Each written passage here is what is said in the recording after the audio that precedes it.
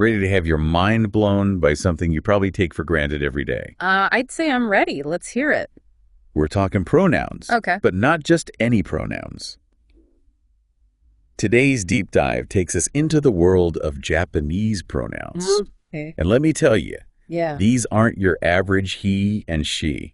We are exploring excerpts from some recent research you shared with us. Right. And it turns out these little words are packed with cultural clues and historical baggage you wouldn't believe. It's true. What we often overlook is how deeply language reflects the values and social structures of a culture. Right. And in Japanese, this connection is particularly evident in its pronouns. The research actually says that Japanese pronouns aren't even considered a separate part of speech like they are in English. Yeah. They're more like chameleons, changing their form and function depending on the social context. That's a great way to put it.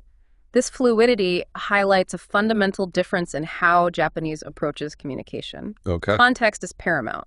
Things like your relationship with the person you're speaking to, their social standing relative to yours, even your gender. Okay. All these factors come into play when choosing the appropriate pronoun. So it's like, forget I and you in Japanese. It's more like me in relation to you, given our respective positions in society. Exactly. Wow. And this emphasis on social dynamics is where the concept of honorifics becomes crucial. Right. Japanese has a highly developed system of honorifics, which are basically ways of expressing respect or deference through language. Right. And this system is deeply intertwined with pronoun choice.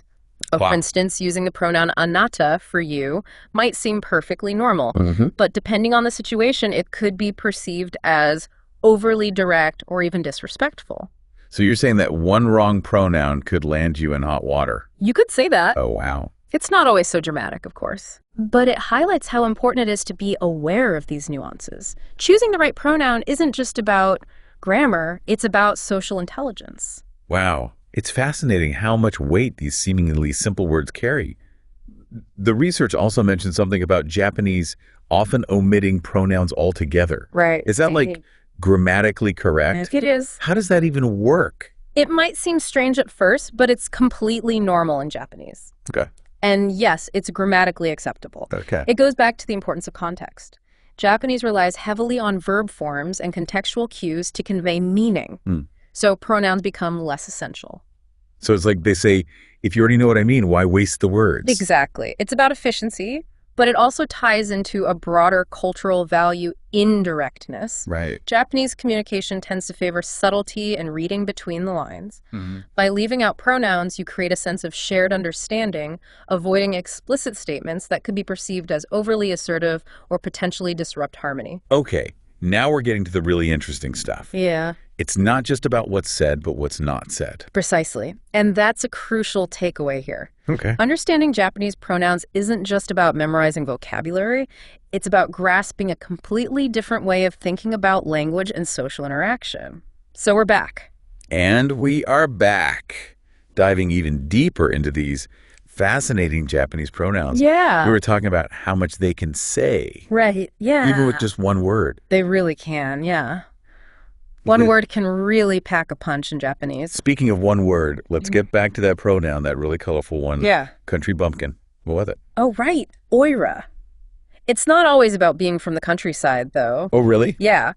It's more about, well, how could I put it? Yeah. Someone who uses oira, it kind of marks them as Go on. maybe a little rough around the edges, Okay. not very sophisticated, maybe a little out of touch with, say, city life. So it's kind of like if you call someone a hick in English. Yeah, something like that. Maybe not quite so strong, Okay.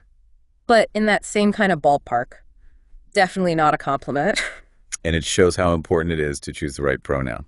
Absolutely, yeah. It's all about that spectrum of formality we talked about earlier. Right. And the research gave some good examples of that, like how watakushi sounds super formal. Right, yeah, like you'd use that in a job interview or something. Exactly. And then you have boku or, which are way more casual. Yeah, those are for friends, family, people you're close to. It's really like choosing the right outfit. It is, yeah. Yeah. You don't want to show up to a business meeting in your pajamas. Exactly. Though that would be pretty funny. That would, yeah. But let's talk about something else interesting. The research mentioned Yeah. the words for boyfriend and girlfriend, kareshi and kanojo. those didn't always have that romantic meaning. It's true, yeah. Kanojo, for example, used to just mean that female, like you were pointing someone out. Really? It's only over time that it took on that romantic meaning. That is so interesting. I wonder if people get confused. I'm sure it happens, just like in any language. But that's how language works. It's always evolving. And speaking of evolving, let's not forget about those really old pronouns. The historical ones. Yeah, like the ones samurai used to use. Ah, right, like sesha. Yes, seisha. What do they mean again? That one's interesting. It actually translates to one who is clumsy. Clumsy, really?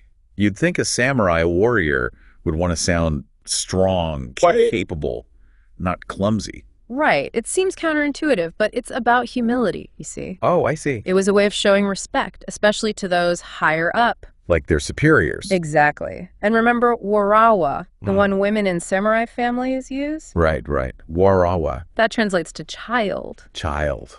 Wow. I wonder what it was like to use those pronouns back then. Right. It really makes you think, doesn't it? It's Yeah. a glimpse into a whole different world. It is. We've got pronouns for bumpkins, CEOs, samurai, even children. It's like this whole secret code. But we're running out of time and haven't even gotten to how we can use this knowledge. So before we jump into the so what of all this, let's take a quick break. Stay with us. And we are back Back again. with these Japanese pronouns. They really are something. They are. Aren't they? We've covered a lot of ground. We have. It's a lot to take in. It is. All these different pronouns. Right, like when to use them, who to use them with. all that, and what they say about the culture. Yes. That too. But I think the biggest question is, Yeah. how does this actually help anyone? That is a great question. Yeah. Why should anyone care about Japanese pronouns? Well, imagine this. Okay. You're talking to someone, maybe a colleague from Japan, Okay. and you notice they're being very careful Okay. with their language, Right. specifically their pronouns. Okay.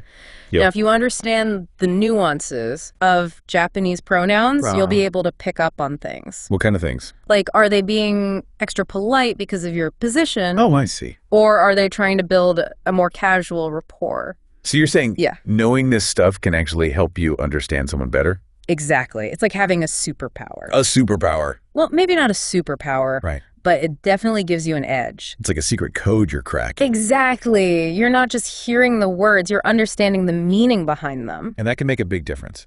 It can, especially in a cross-cultural setting. So whether you're traveling to Japan, working with Japanese companies, even just watching anime, It's all about understanding the culture. because language is more than just words. It's a reflection of our values, our history, our way of life. That's a great point. And on that note, I think we've reached the end of our deep dive. I agree. We've covered a lot. We have. So, to wrap things up, Yeah. Japanese pronouns. They might seem small, but they're actually a big deal. They really are. Understanding them can unlock a deeper understanding of Japanese culture. And maybe even help you connect with people on a whole new level. Exactly. So next time you encounter a Japanese pronoun, remember, There's more to it than meets the eye. there is. And that's the beauty of language. It is. It's a journey of discovery. And we hope you'll continue exploring with us. We do. Thanks for joining us for this deep dive. Until next time. See you next time.